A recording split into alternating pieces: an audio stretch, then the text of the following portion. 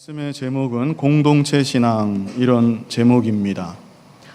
누가복음 16장까지 예수님께서는 이 상당 시간 동안, 물론 처음부터 그러신 것은 아니었지만 이 상당 시간 동안 이 바리새인들을 특정해서 그들을 책망하시고 교훈하시는 가운데 있었습니다. 그러다가 오늘 17장에 들어서 1절에 그랬습니다. 예수께서 제자들에게 이르시되, 이제 다시 제자들을 향해서 중요한 가르침을 주시는 것을 알 수 있습니다. 특별히 예수님께서는 오늘 제목과 같이 믿음의 공동체 안에서 어떻게 믿음 생활해야 하는지 공동체 신앙에 대해서 교훈하고 계십니다. 하나님께서는 우리들에게 하나님만 잘 믿고 잘 섬기면 된다, 그렇게 말씀하지 않으셨습니다. 주변의 이웃들하고, 그리고 무엇보다 믿음의 형제들하고 자매들하고 바른 관계를 맺고 서로가 사랑으로 교제하고 함께 협력해서 먼저는 자기 자신이 잘 만들어져 나아가야 되고, 그뿐 아니라 주님의 몸된 교회를 잘 받들어 나아갈 것을 교훈하여 주셨습니다. 우리 예수님께서도 본문 말씀을 통하여서 공동체 신앙에 대해서 제자들을 교훈하시는 것을 볼 수 있습니다. 먼저 본문 1절로 2절 우리 같이 한번 읽어보겠습니다. 예수께서 제자들에게 이르시되, 실족케 하는 것이 없을 수는 없으나 있게 하는 자에게는 화로다. 저가 이 작은 자 중에 하나를 실족케 할진대 차라리 연자 맷돌을 그 목에 매이우고 바다에 던지우는 것이 나으리라. 자, 첫 번째로 예수님은 다른 사람을 실족해 하지 말라 말씀하셨습니다. 다른 사람을 어떻게 하지 말라고요? 실족해 하지 말라. 실족해 한다는 것은 걸려 넘어지게 한다는 뜻입니다. 다른 믿음의 형제 자매들을 걸려 넘어지게 하는 그런 경우의 수가, 종류의 수가 여러 가지가 있겠지만, 이 구절의 직접적인 말씀의 의미는 죄를 짓게 만들어서 넘어지게 하는 것을 의미합니다. 참된 신자라면 다른 사람을 미혹해서 의도적으로 죄를 짓게 만드는 그런 일은 아마 없을 것입니다. 그러나 내가 직접적으로 당신 죄 지으십시오, 죄 지어라, 죄 지어라 부추기지는 않았다 할지라도 말씀에 어긋나는 행동을 거침없이 하며 살아가는 나의 모습을 보고 믿음이 연약한 누군가가 있는 거구나, 예수 믿고 교회 다녀도 저 정도는 다 할 수가 있는 거구나, 이렇게 생각하고 아무런 양심의 가책 없이 말씀을 담대하게 어기게 된다면 그것이 바로 다른 사람을 실족해 하는 일이 되는 것입니다. 그리고 이렇게 다른 사람을 실족해 하는 일은 결코 가벼운 일이 아니라는 것을 2절이 우리에게 교훈하고 있습니다. 우리 2절 말씀 다시 한번 같이 읽어보겠습니다. 저가 이 작은 자 중에 하나를 실족해 할진대 차라리 연자 맷돌을 그 목에 매이우고 바다에 던지우는 것이 나으리라. 연자 맷돌이라고 하는 것은 곡식을 빻는 데 쓰는 맷돌입니다. 사람이 돌리지 못하고 낙이나 소와 같은 짐승이 돌려야 했던 굉장히 큰 맷돌이 연자 맷돌입니다. 이 연자 맷돌을 목에 매이우고 바다에 던지우는 것, 이것은 이 당시 이방 세계에서 실제로 행해졌던 처형 방법 중에 하나였습니다. 그리고 제자들은 이런 처형 방법을 생각할 때 너무나도 혐오스럽게 생각하고 있었습니다. 그런데 예수님께서 너희가 만약에 너희의 잘못된 말이나 행동이나 모습을 통해서 연약한 누군가를 실족해 한다면 차라리 너희는 그 방법대로 그렇게 죽는 것이 더 낫다, 이렇게 예수님이 말씀하신 것입니다. 우리가 생각할 때 예수님은 어떤 분이십니까? 온유하신 분이시고 겸손하신 분이시고 사랑이 무한하시고 자비가 풍성하신 분이십니다. 맞습니다. 그러나 예수님의 가르치심을 보면 너무나 무섭고 강한 표현이 상당히 많다는 것을 우리는 잊어서는 안 됩니다. 제자들이 예수님의 이런 말을 직접 면전에서 다 들은 것입니다. 그런데도 시험 들지 않은 것이 참 용하다 싶을 정도로 예수님의 가르침은 너무나 무섭고 두려운 가르침이었던 것입니다. 오늘날 저와 여러분도 다른 사람을 실족해 하지 말라 교훈하신 예수님의 이 가르침이 얼마나 엄미하신 가르침이신지 우리가 마음속 깊이 새길 수 있어야 합니다. 그래서 나의 잘못된 말이나 행동이나 모습을 통해서 누군가의 신앙에 부정적인 영향을 미치지 않도록 각별히 조심하고 주의할 수 있어야 되는 것입니다.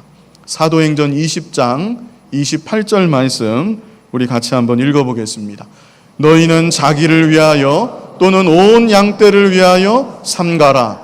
성령이 저들 가운데 너희로 감독자를 삼고 하나님이 자기 피로 사신 교회를 치게 하셨느니라. 자, 여기 교회에 대해서 너무나 중요한 표현이 있는데요. 교회는 어떤 교회인가? 어떤 교회입니까? 하나님이 어떻게 하셨어요? 자기 피로 사신 교회이다. 이것은 교회가 얼마나 존귀하고 구별된 기관인지 이 한 구절을 통해서 우리에게 충분히 설명하고 있는 것입니다. 그런데 이렇게 귀한 교회에 하나님께서는 감독자들을 삼고 세우셨습니다. 오늘날로 말하면 목사와 장로와 같은 지도자들을 세우신 것입니다. 그리고 그들에게 직접 주신 말씀이 28절 제일 앞에 너희는 자기를 위하여 또는 온 양떼를 위하여 삼가라 그랬습니다. 삼가 조심하면서 살라는 것입니다. 자기의 신앙을 위해서도 그렇고 그뿐 아니라 모든 양떼들을 위해서 그들이 다 보고 있고 그들이 다 듣고 있을 텐데 혹시라도 나의 잘못된 말이나 행동으로 인해서 주님의 양떼들에게 나쁜 영향을 미치지는 않을까 삼가 조심해야 될 것을 말씀해 주신 것입니다. 단지 목사와 장로뿐이 아닙니다. 모든 직분자들이 다 마찬가지입니다. 더 나아가서 모든 성도들이 다 마찬가지입니다. 나의 지금 하는 이 말이, 나의 지금 하는 이 행동이 교회 전체에 어떤 영향을 미칠까? 믿음이 연약한 다른 누군가에게 나의 이 말과 행동이 어떤 영향을 미칠까? 더 나아가서 나의 말과 행동이 불신자들에게는 어떤 영향을 미칠까? 좀 생각해보고 삼가 조심하면서 살아가야 될 것을 예수님이 우리에게 친히 교훈하여 주신 것입니다. 가령 예를 한 가지 들자면 권사님이 주일날 공예배를 이따금씩 빠진다. 특별한 사유 없이 그저 개인 사정 때문에 이따금씩 빠진다. 그러면 일반 성도들이 그 모습을 보고 권사님도 저러시는데 나 같은 것이 뭐 특별한 일이 아니라도 내 개인 형편에 따라 주일 공예배도 얼마든지 빠질 수 있는 것이겠구나 이렇게 생각하게 되는 것입니다. 자기 자신뿐 아니라 교회 전체에 부정적인 영향을 미치는 것이고 이제 믿음 생활 시작하는 초신자들을 바른 길로 인도하는 것이 아니라 곁길로 빠지게 만드는 실족하게 만드는 그런 무서운 죄가 될 수 있는 것입니다. 그래서 우리들이 정말로 삼가 조심해야 합니다. 직분을 받았으면 직분을 받은 것만큼 더욱 막중한 책임의식을 가지고 자기 자신을 위해서 그리고 주님의 몸된 교회 많은 양떼들을 위해서 더욱 믿음 생활을 바로 하고 말과 행동에서 더욱 삼가 조심할 수 있어야 되는 것입니다. 공동체 신앙에서 우리 주님이 주신 첫 번째 가르침, 다른 사람을 실족해 하지 말라. 다시 말하면 나의 말이나 행동이나 모습이 다른 사람에게 어떤 영향을 미칠까 삼가 조심하며 교회 생활, 믿음 생활을 하라는 것입니다. 두 번째는 형제의 죄를 책망하고 회개하면 용서하라. 예수님이 이것을 또한 말씀해 주셨습니다. 형제의 죄를 어떻게 해요? 형제의 죄를 책망하고 그리고 회개하면 어떻게 해요? 용서하라. 이것이 공동체 신앙에서 예수님의 또 다른 가르침입니다. 우리 본문 3절 말씀 같이 한번 읽어보겠습니다. 너희는 스스로 조심하라. 만일 내 형제가 죄를 범하거든 경계하고 회개하거든 용서하라. 믿음의 공동체 안에서 죄를 범하는 일들이 얼마든지 일어날 수 있습니다. 그런데 바로 그러한 때 그냥 내버려 두어서는 안 되고 경계하라. 경계하라는 말씀이 책망하라는 뜻입니다. 그래서 교회에는 책망하는 일이 반드시 있어야 합니다. 물론 저와 여러분이 근본적으로 하나님의 자녀들을 사랑해야 합니다. 주님의 피로 값주고 산 귀한 하나님의 자녀인 줄 알아서 지극히 사랑하고 극진하게 여기는 마음이 반드시 있어야 합니다. 그러나 그렇다고 해서 무조건 교인들의 마음에 다 맞추어 주려고 하고 어떻게 해서든 교인들의 마음을 언짢게 하지 않는 것이 주목적이 되면 곤란합니다. 그러면 교회는 세속화되는 것이고 타락하게 되는 것입니다. 교회의 주인은 오직 예수 그리스도이십니다. 교회는 하나님께서 통치하시는 세계이고 하나님의 뜻만이 이루어져야만 되는 사랑과 공의의 기관이 되어야 하는 것입니다. 정말 그렇다면 하나님 말씀의 표준에 어긋나는 일이 있을 때 말씀을 근거로 하여서 책망하는 사명, 그 사명을 교회는 잘 감당해야 되는 것입니다. 그러므로 우리들은 교회에서 책망 듣는 것을 기분 나쁘게 생각하면 안 됩니다. 하나님의 자녀이니까 하나님의 교회에서 책망의 말씀을 듣게 되는구나. 단마음으로 받을 수 있어야 합니다. 저도 그렇고 여러분도 그렇고 우리들은 모두가 온전하지 못합니다. 그러므로 말씀 앞에서 모두가 책망을 받아야 되고 지속적으로 주님의 가르침으로 깨우침을 받아야 되고 그 가르침을 기억하며 살아가야 되는 것입니다. 그래야만 건강한 신앙이 될 수 있고 건강한 교회가 될 수 있는 것입니다. 그런데 또 다른 한편으로 회개하거든 용서하라 또한 말씀하십니다. 자, 용서의 유일한 조건은 무엇입니까? 회개하거든 용서하라. 죄의 경중이 아닙니다. 교회 공동체에 미친 나쁜 영향의 정도도 아닙니다. 어느 누가 되었든지 믿음의 공동체에 어떠한 손해를 입혔든지 어떠한 피해를 입혔든지 회개하기만 하면 무조건 용서해 줘라. 이것이 바로 예수님의 가르침입니다. 4절에는 좀 더 구체적으로 말씀하고 계십니다. 우리 4절 말씀 같이 한번 읽어보겠습니다. 만일 하루 7번이라도 내게 죄를 얻고 7번 내게 돌아와 내가 회개하노라 하거든 너는 용서하라 하시더라. 자, 전체 공동체를 향한 죄가 아닙니다. 다른 사람을 향한 죄가 아닙니다. 바로 나에게 어떤 형제가 직접적으로 죄를 지었습니다. 하루 7번 내 마음에 상처를 입히고 내 마음을 아프게 하였습니다. 그리고 나서 그때마다 제가 잘못했습니다. 회개합니다. 이렇게 말한다면 그 형제를 용서해라. 이것이 예수님의 가르침입니다. 잠자는 시간 빼고 마주치지 않는 시간 빼고 도대체 어떻게 하면 하루에만 7번 나에게 죄를 지을 수 있을까요? 거의 매 시간마다 아니면 규칙적으로 2시간에 한 번씩 나를 찾아와서 나를 괴롭게 하고 나에게 피해를 입히는 죄를 지은 것입니다. 그러나 그럴지라도 회개만 하면 그때마다 다 용서해 줘라. 그래서 이것은 나에게 어떠한 피해를 입혔든지, 나에게 어떠한 마음의 상처를 입혔든지, 얼마나 자주, 얼마나 빈번하게 나를 괴롭게 했든지 그 모든 것은 다 생각하지 말고 뭐만 하면? 회개만 하면 용서해라. 이것이 예수님의 두 번째 가르침인 것입니다. 그런데 사실 우리들은 어떻습니까? 하루에 7번은 고사하고 결정적으로 한 번 내 마음에 상처를 입혔다.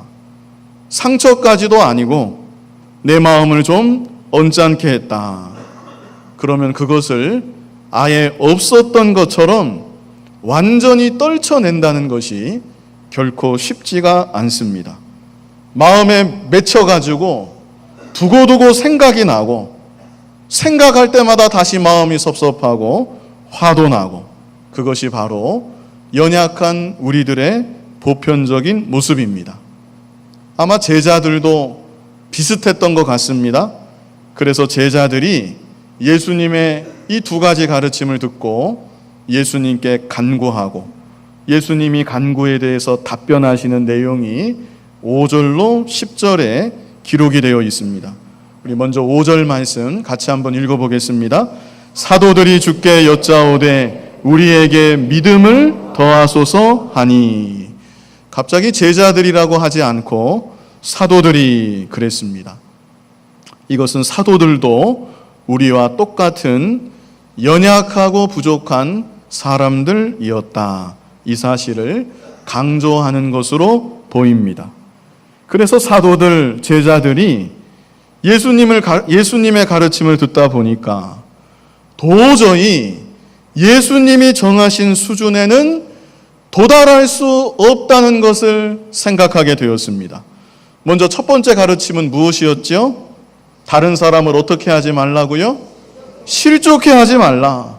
그런데 제자들은 예수님의 최측근에 있는 사람들입니다. 그렇다면 그들에게는 얼마나 더 높은 신앙심과 도덕성과 완벽에 가까운 기준이 적용되겠습니까? 많은 사람들이 제자들, 사도들을 바라볼 때 예수님을 바라보듯 바라보다가 행여나 잘못한 말과 행동을 보면 시험에 들고 실족할 수 있습니다. 그런데 예수님은 만약에 그런 일이 벌어진다면 연자맷돌을 목에 메우고 바다에 던지우는 것이 낫다. 이렇게까지 말씀하시니까 얼마나 마음이 무겁고 막중한 책임감에 부담이 되었겠습니까? 그러다가 두 번째 말씀을 주시는데 이 두 번째 말씀은 더욱 어려운 말씀입니다. 하루에 7번 너희에게 죄를 짓고 그때마다 찾아와서 미안합니다, 회개합니다. 그러면 다 용서해 주라는 것입니다. 잘못하다가는 동네 북이 되게 생겼습니다. 그래서 제자들이 주님, 저희의 믿음으로는 도저히 주님 말씀하신 이 기준에는 도달할 수가 없습니다. 주님, 우리에게 믿음을 더하여 주시옵소서. 이렇게 제자들이 주님에게 간구한 것입니다. 우리들도 제자들의 이런 자세를 배워야 합니다. 기록된 말씀 앞에서 이것은 그냥 본보기로 기록한 말씀일 뿐이고 세상 누구가 이대로 살겠는가? 말씀은 듣고 다 이해했지만 나는 그냥 나대로 살겠다. 그게 아니라 제자들과 같이 하나님 말씀의 표준 앞에 도달하지 못하고 너무나 부족한 내 자신을 발견하고 주님, 저에게 믿음을 더하여 주시옵소서. 제가 부족해서 이 말씀을 온전히 순종할 수가 없습니다. 저의 믿음, 저의 이 상태로는 이 말씀의 기준에 도달할 수가 없습니다. 그러나 이 말씀 순종하기 원합니다. 저에게 믿음을 더하여 주시옵소서. 이렇게 간구할 수 있는 저와 여러분이 다 되어야 하는 것입니다. 그래서 우리들의 믿음이 점점 자라나야 합니다. 순종하지 못했던 말씀 점점 더 순종할 수 있어야 합니다. 말씀의 표준에 점점 더 도달해 나아가야 되는 것입니다. 제자들의 간구에 대한 주님의 답변이 무엇이었는가? 우리 6절 말씀 같이 한번 읽어보겠습니다. 주께서 가라사대 너희에게 겨자씨 하나일 만한 믿음이 있었다면 이 뽕나무더러 뿌리가 뽑혀 바다에 심기우라 하였을 것이요 그것이 너희에게 순종하였으리라. 자, 6절에서 주님의 답변을 두 가지로 나누어 볼 수 있습니다. 주보를 같이 보면서 들으시면요. 먼저는 너희에게 겨자씨 하나일 만한 믿음이 있었다면. 자, 이것은 겨자씨 하나일 만한 믿음이 있어야 된다는 것입니다. 겨자씨는 씨앗 중에서도 다른 어떤 씨앗보다 더 작은 아주 작은 씨앗입니다. 저도 한번 누가 줘서 겨자씨를 본 적이 있는데 티끌 같더라고요. 땅에 떨어지면 도저히 찾기가 어려울 만큼 그렇게 아주 작은 씨앗입니다. 그러나 그렇게 작은 씨앗일지라도 그 안에는 생명이 있기 때문에 그 작은 씨앗이 일단 심겨지면 씨앗에서 싹이 트고 싹이 자라나고 그러다가 마침내는 큰 나무와 같이 자라나게 됩니다. 그래서 마태복음 13장 32절에 보면 겨자씨에서 나온 싹이 자라서 나물보다 더 커지고 마침내는 나무가 되고 공중의 새들까지 깃들이게 된다. 이런 말씀도 있습니다. 오늘날 저와 여러분도 마찬가지입니다. 우리가 가지고 있는 현재 나의 믿음이 아무리 작고 보잘것이 없을지라도 남의 눈에 보일락 말락하는 지극히 작은 믿음일지라도 그 믿음이 생명 있는 참된 믿음이라고 한다면 그 믿음은 반드시 점점 자라나게 되어 있습니다. 그래서 마침내는 생각지도 못했던 생명의 역사, 능력의 역사가 그 믿음을 통해서 마침내 이루어지게 되는 것입니다. 하루 동안 7번 나에게 잘못한 형제를 용서한다는 것, 그것은 나의 믿음을 가지고 할 수 없는 일입니다. 도저히 불가능한 일입니다.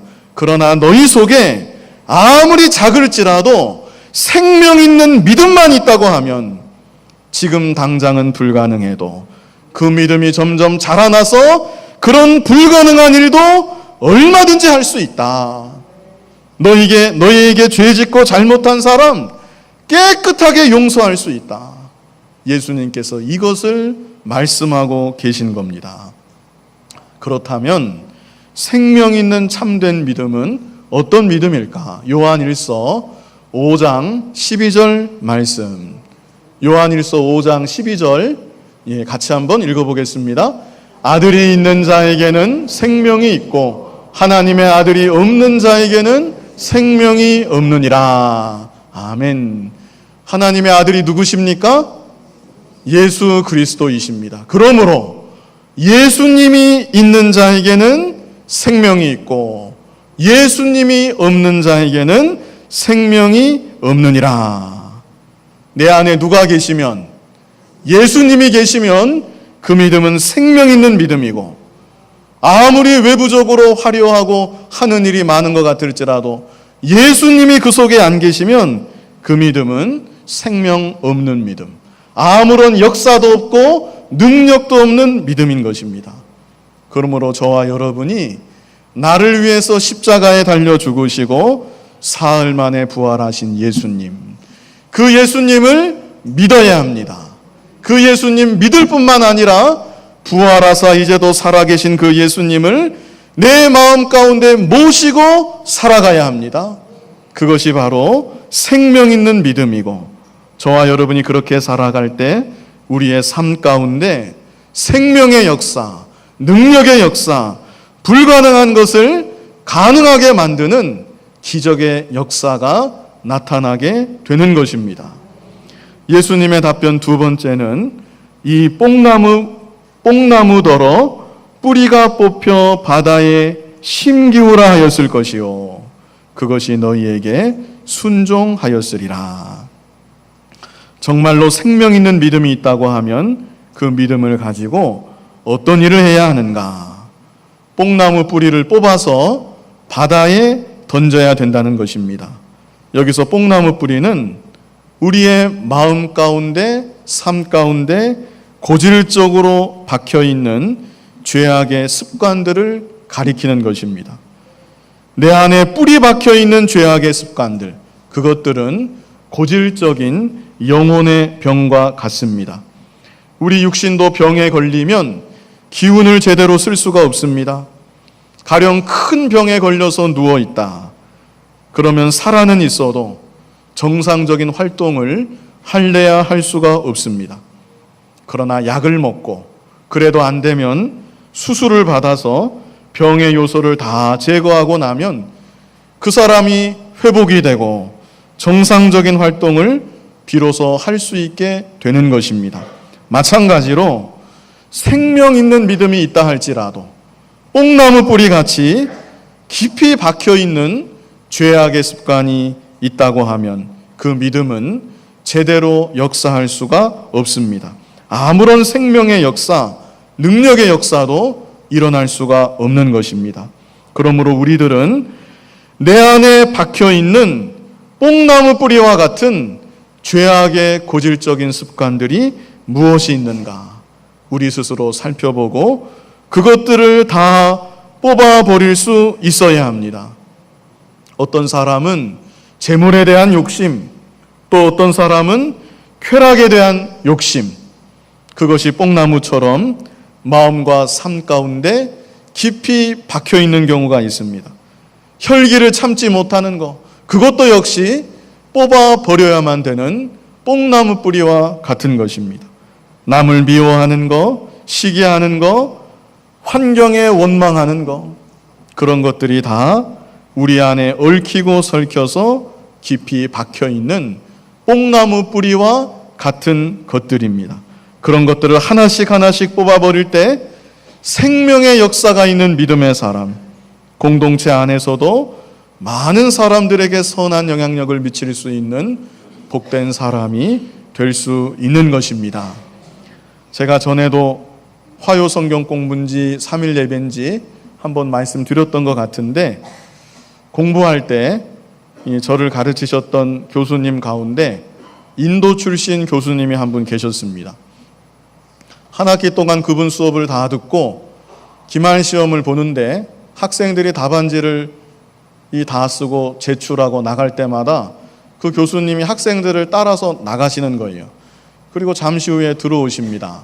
저는 이유도 모르고 저는 열심히 시험 보다가 제가 이제 답안지를 다 작성하고 제 답안지를 제출하고 나가는데 역시나 교수님이 제 뒤를 따라오세요. 그래서 뒤를 돌아서 보았더니 저한테 물어보시는데 한 학기 동안 내 수업을 들었고 그동안 나하고 교제하고 함께 지냈었는데 당신이 생각할 때 나에게 고칠 점이 무엇인가? 한 가지만 말해달라. 저한테 그러시는 거예요. 그래서 제가 뭐라고 대답했겠습니까? 없습니다. 그랬습니다. 실제로 한 학기 동안 지내는 동안에 그분이 참 경건한 분이시고 말씀대로 살려고 애쓰는 분이시고 저는 도저히 그분에게서 고칠 만한 그 어떤 것도 생각할 수가 없었습니다. 그래서 제가 실제로 없습니다. 이렇게 말씀을 드렸더니 그분이 계속 말하세요. 그러지 말고 한 가지만 말해달라. 제발 한 가지만 말해달라.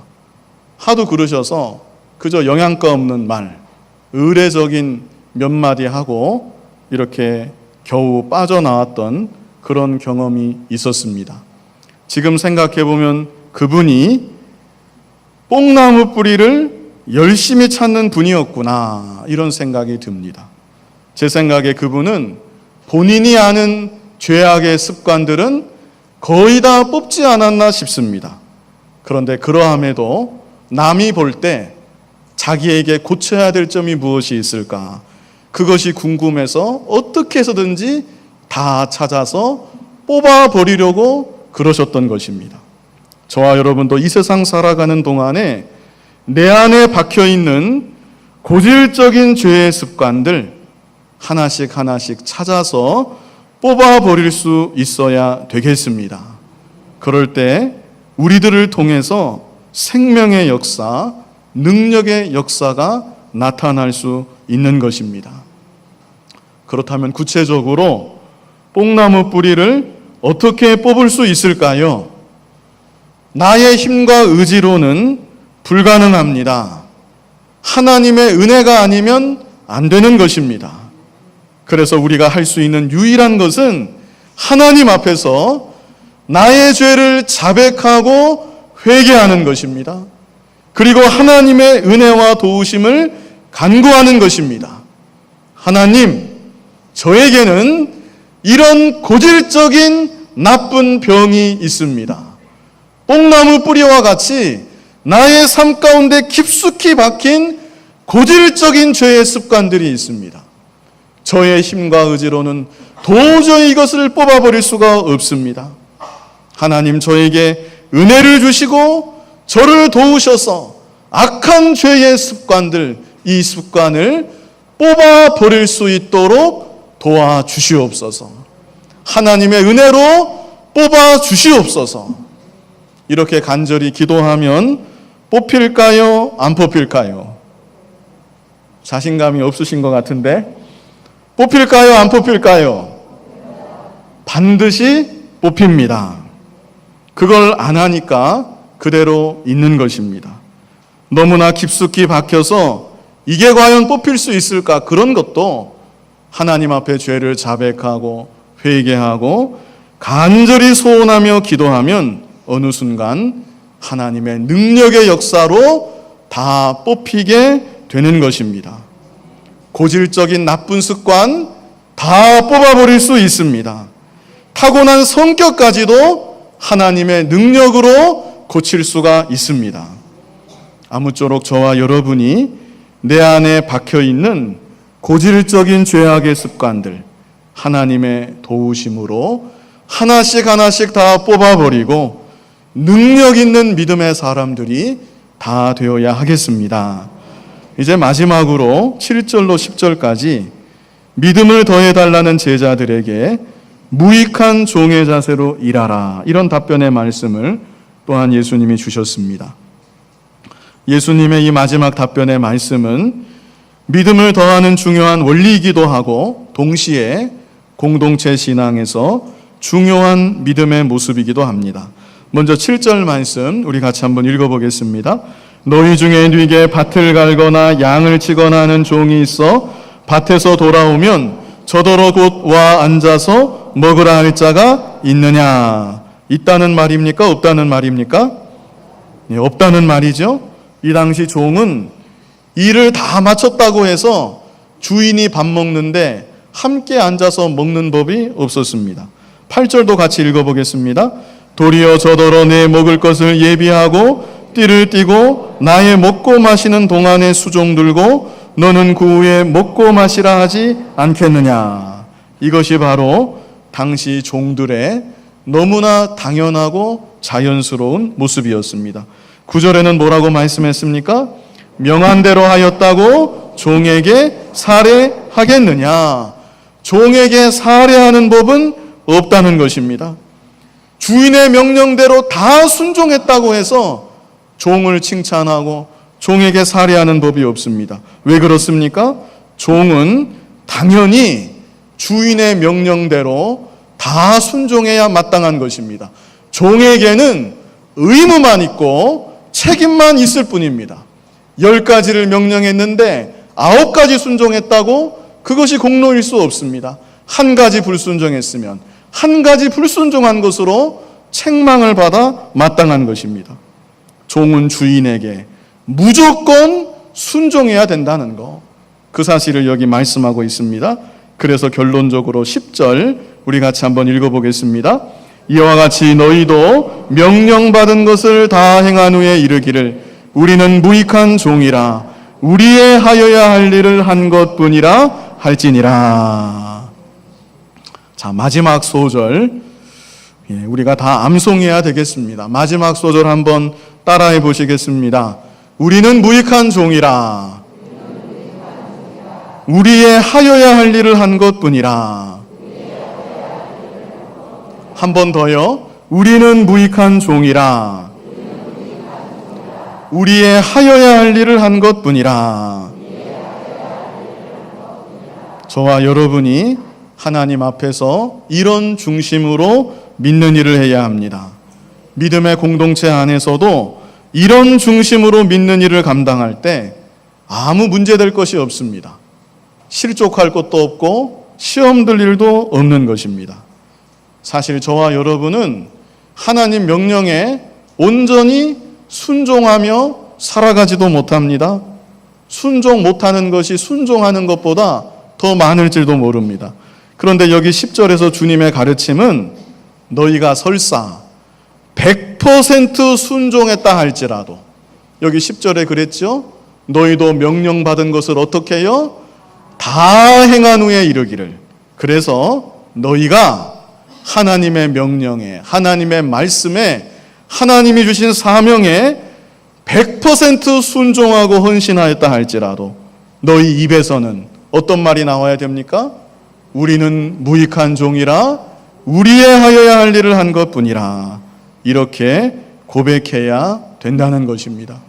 그래야만 너희의 믿음이 자라나고 그뿐 아니라 공동체 안에서도 참으로 유익한 믿음의 사람이 될 수 있다. 이 사실을 예수님께서 교훈하여 주신 것입니다. 사실 나를 불러서 하나님의 자녀 삼아 주시고 시간을 주시고 건강을 주셔서 믿음의 공동체 안에서 충성하고 봉사할 수 있다는 사실, 이 사실 하나만으로 감사해서 우리들은 모든 영광과 찬송을 오직 하나님께만 돌려야 합니다. 우리 자신은 날마다 순간마다 나는 무익한 종입니다. 나의 하여야 할 일을 하는 것뿐입니다. 이렇게 고백하며 믿음 생활을 할 수 있어야 되겠습니다. 이 시간 공동체 신앙, 이런 제목으로 말씀을 증거했습니다. 첫 번째는 무엇이었습니까? 다른 사람을 어떻게 하지 말라? 실족해 하지 말라. 그래서 우리가 좀 생각해야 돼요. 나의 지금 하는 말이, 나의 지금 하는 행동이 나는 아무 생각 없이 하지만 혹시라도 누군가에게 시험 들게 할 만한 일이 되지 않을까? 우리가 생각해야 합니다. 믿음이 연약한 누군가를 실족해 하는 일이 되지는 않을까? 교회에 어떤 영향을 미치지는 않을까? 우리가 삼가 조심하며 생각할 수 있어야 합니다.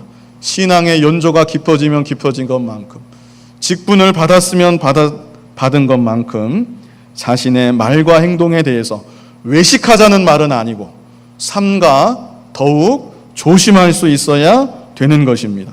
두 번째는 무엇이었습니까? 형제의 죄를 어떻게 해요? 책망하고 회개하면 용서하라. 죄에 대해서 책망할 수 있는 우리 교회가 되어야 하고, 그뿐 아니라 회개할 때에는 어떤 죄가 되었든지 어떤 피해를 입혔든지 다 용서할 수 있는 우리들의 모습이 되어야 합니다.